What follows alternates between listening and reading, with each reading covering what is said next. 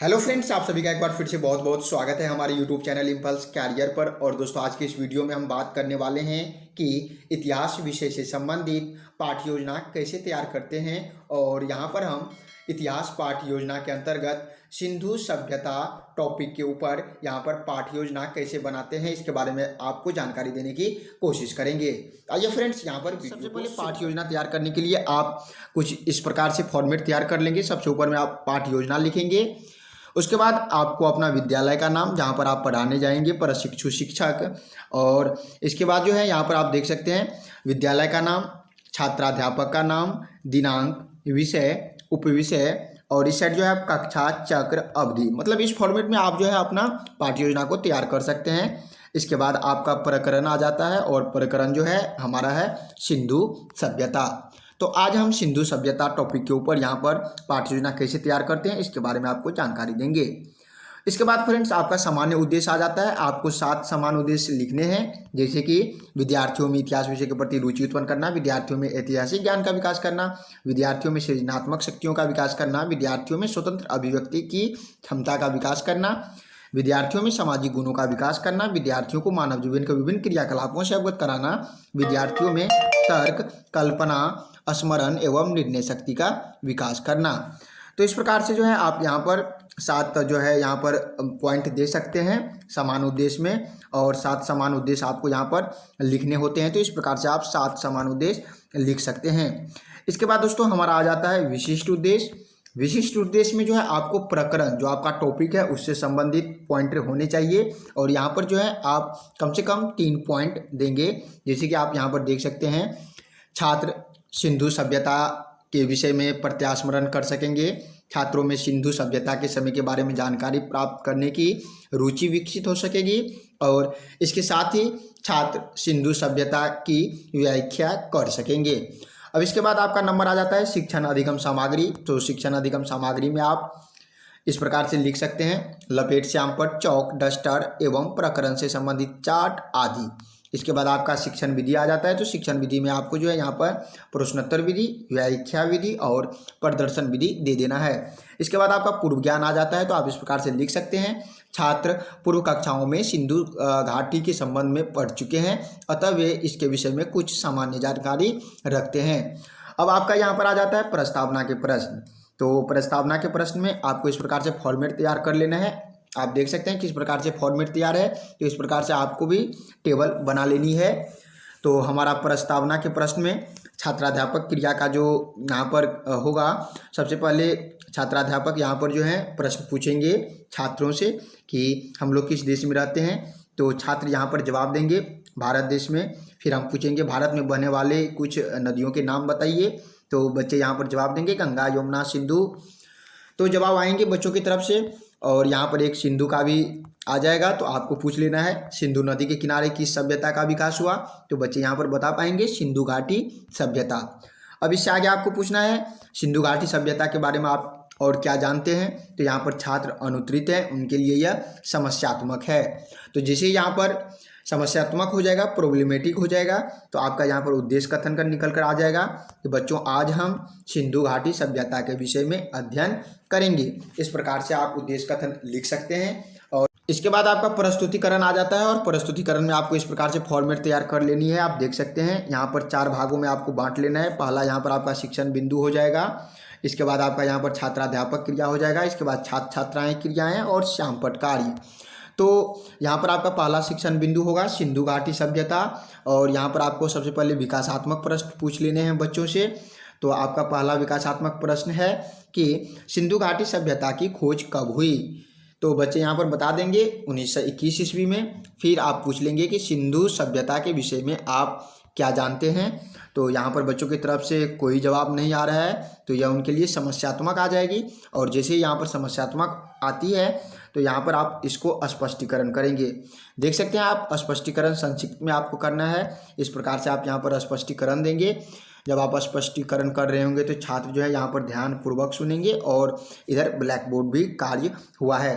तो स्पष्टीकरण किस प्रकार से किए हैं यहाँ पर आप देख सकते हैं कि सिंधु घाटी सभ्यता का जन्म जो है सिंधु नदी के किनारे घाटी में हुआ था। इस सभ्यता संबंधित अवशेष सर्वप्रथम 1921 ईस्वी में हड़प्पा में दयाराम साहनी द्वारा किया गया था और यह सभ्यता 1921 ईस्वी में हड़प्पा व 1922 ईस्वी में मोहनजोदड़ो की खुदाई के बाद सामने आई। इसी के साथ यहाँ पर आप देख सकते हैं जो 1921 में हड़प्पा सभ्यता की खोज हुई और 1922 में मोहनजोदड़ो की खुदाई के बाद इस सभ्यता का जो बात है वो सामने आई। सभ्यता के निर्माता लोग यहाँ पर द्रविड़ लोग माने जाते हैं और इसी के साथ सिंधु सभ्यता की समय अवधि लगभग 3250 ईसा पूर्व से 2750 ईसा पूर्व तक मानी जाती है। इसे ही हड़प्पा सभ्यता के नाम से भी जाना जाता है। तो इस प्रकार से आप यहाँ पर स्पष्टीकरण दे देंगे संक्षिप्त में और यहाँ पर आप ब्लैक बोर्ड पे भी कुछ मुख्य बिंदुओं को नोट करेंगे। यहाँ पर आप देख सकते हैं सिंधु घाटी का जन्म सिंधु घाटी नदी के किनारे हुआ था।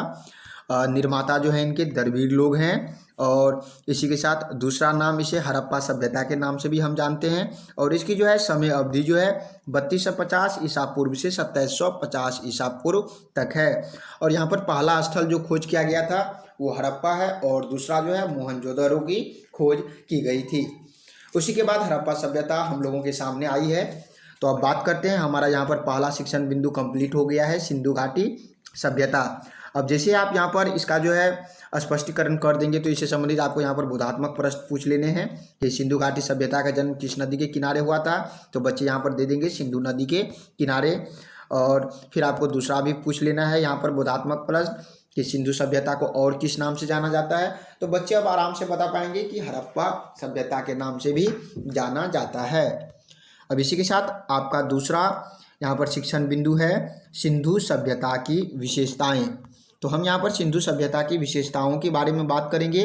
तो इससे संबंधित आपको सबसे पहले विकासात्मक प्रश्न पूछ लेने हैं और विकासात्मक प्रश्न इस प्रकार से है कि सिंधु सभ्यता के निर्माता लोग कौन माने जाते हैं।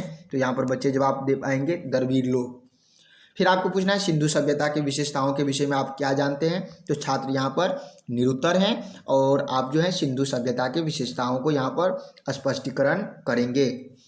तो स्पष्टीकरण में आप देख सकते हैं सिंधु घाटी की खुदाई से प्राप्त अवशेषों से पता चलता है कि इस सभ्यता में सुव्यवस्थित नगर योजना थी। नगर की सड़कें व नालियां सीधी बनी हुई थी। मकानों से गंदा जल निकालने की व्यवस्था थी।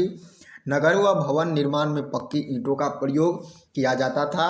मोहनजोदड़ो की खुदाई में एक विशाल स्नानागार मिला है, नहाने वाला जिसे हम स्नानागार कहते हैं वो मिला था। कुछ नगरों में बड़े बड़े गोदाम थे जो अनाज रखने के काम में आते थे, इसे अन्नागार कहा जाता है। तो इस प्रकार से यहाँ पर आप स्पष्टीकरण देंगे और स्पष्टीकरण जब आप दे रहे होंगे तो छात्र यहाँ पर ध्यानपूर्वक सुनेंगे और यहाँ पर श्यामपट्ट भी आप इस प्रकार से कर लेंगे। श्यामपट्ट में आप देख सकते हैं खुदाई से नगर व्यवस्था का पता चला। नगर और भवन में ईंटों का प्रयोग किया जाता था और मोहनजोदड़ो में विशाल स्नानागार मिला।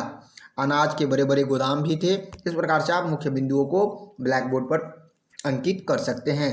अब आपका यहाँ पर बोधात्मक प्रश्न पूछ लेना है बच्चों से कि सिंधु सभ्यता की नगरे की सड़कें किसकी बनी होती थी। तो बच्चे यहाँ पर जवाब दे पाएंगे पक्की ईंटों की। फिर आपको पूछना है सिंधु सभ्यता में अनाजों को रखने के लिए क्या व्यवस्था थी। तो अनाजों को रखने के लिए अन्नागार बने हुए थे।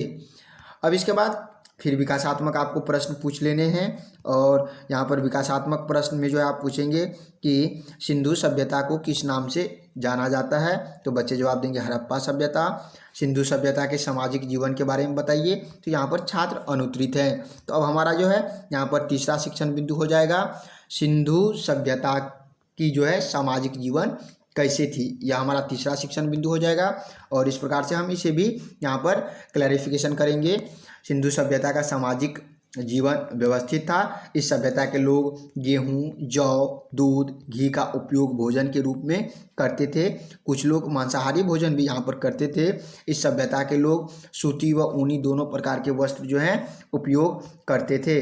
लोग मिट्टी तथा तांबे के बने बर्तनों का प्रयोग भी करते थे। इन लोगों को नाचने गाने का भी शौक था। तो यहाँ पर इस प्रकार से आप स्पष्टीकरण कर देंगे और यहाँ पर आपको श्यामपट्ट कार्ड में भी इस प्रकार से कुछ बिंदुओं को अंकित कर देना है। और जब आप यहाँ पर पढ़ा रहे होंगे तो छात्र इसको ध्यानपूर्वक सुनेंगे। अब जो है यहाँ पर जैसे ही आपका स्पष्टीकरण हो जाएगा तो फिर आपको बोधात्मक प्रश्न पूछने हैं बच्चों से कि सिंधु सभ्यता के लोगों का मुख्य भोजन क्या था। तो बच्चे यहाँ पर जवाब दे पाएंगे गेहूँ, जौ, दूध, घी व मांस।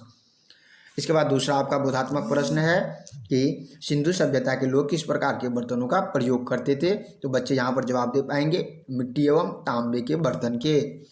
आपका यहाँ पर मूल्यांकन का प्रश्न आ जाता है और मूल्यांकन के प्रश्न में आपको कम से कम 5 प्रश्न पूछने हैं। तो आप देख सकते हैं किस प्रकार से पूछा गया है। पहला, सिंधु सभ्यता के निर्माता लोग माने जाते हैं, तो यहाँ पर आपको फिलिंग इन द ब्लैंक्स है, तो यहाँ पर दरवीर आंसर आ जाएगा।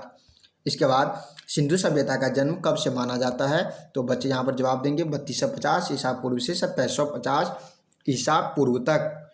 फिर आपका तीसरा प्रश्न है सिंधु सभ्यता के लोगों का मुख्य भोजन क्या था। तो यहाँ पर जवाब आ रहा है गेहूँ, जौ, घी, दूध एवं मांस। फिर यहाँ पर चौथा प्रश्न है खुदाई में विशाल स्नानागार मिला। तो यह सत्य है या असत्य है। तो यह सत्य है। पांचवा प्रश्न है सिंधु सभ्यता के लोग किस प्रकार के वस्त्रों का उपयोग करते थे। तो सिंधु सभ्यता के लोग सूती तथा ऊनी दोनों प्रकार के वस्त्रों का उपयोग करते थे। आपका यहाँ पर मूल्यांकन प्रश्न खत्म हो जाएगा। इसके बाद बच्चों को आपको गृह कार्य देना है। तो गृह कार्य में आप इस प्रकार से दे सकते हैं कि सिंधु सभ्यता के सामाजिक जीवन पर प्रकाश डाले, या आप दूसरा क्वेश्चन भी पूछ सकते हैं कि सिंधु सभ्यता की विशेषताओं को बताएं, या सिंधु सभ्यता किस प्रकार से जो है हमारे सामने आया, इसको भी आप बच्चों से पूछ सकते हैं, उसके बारे में आप बताइए। तो इस प्रकार से आप बच्चों को होमवर्क दे सकते हैं। और इसके बाद आपका पर्यवेक्षक टिप्पणी आपको इस प्रकार से यहाँ पर लिख देनी है। और यहाँ पर जो है आपके जो सुपरवाइजर होंगे आपको यहाँ पर कमेंट करेंगे कि आप किस प्रकार से टीचिंग का कार्य कर रहे हैं। तो आप देख सकते हैं यहाँ पर बताया गया कि पाठ्य योजना को उचित बनाया गया है, शिक्षण कार्य उचित हो रहा है और कक्षा में अनुशासन है। इस प्रकार से आपको फॉर्मेट तैयार कर लेनी है। नीचे में जो है आपको यहाँ पर छात्राध्यापक हस्ताक्षर और पर्यवेक्षक हस्ताक्षर आपको इस फॉर्मेट में तैयार कर लेनी है। तो फ्रेंड्स, आई होप डैट कि इस वीडियो में आपको जानकारी मिल गई होगी कि आपको किस प्रकार से एक अच्छे पाठ्य योजना को तैयार करना है। उम्मीद करते हैं आपको इस वीडियो में पाठ्य योजना बनाना कैसे है इसके बारे में आपको जानकारी मिल गई होगी, और सिंधु सभ्यता के बारे में भी आपको थोड़ा बहुत जानकारी जरूर मिल गई होगी। तो फ्रेंड्स, आई होप डैट कि यह वीडियो आपको अच्छी लगी हो। फ्रेंड्स, यदि वीडियो अच्छी लगी तो वीडियो को लाइक कीजिएगा, दोस्तों के साथ शेयर भी कीजिएगा। और यदि आपको किसी और विषय पर या किसी और टॉपिक पर जो है पाठ्य योजना का वीडियो चाहिए तो आप हमें कमेंट बॉक्स में जरूर लिखिए ताकि हम आपके लिए वीडियो ला सके। तो अंत में आप सभी दोस्तों का बहुत बहुत धन्यवाद। जय हिंद, जय भारत। मिलते हैं फिर से अगले नए वीडियो के साथ।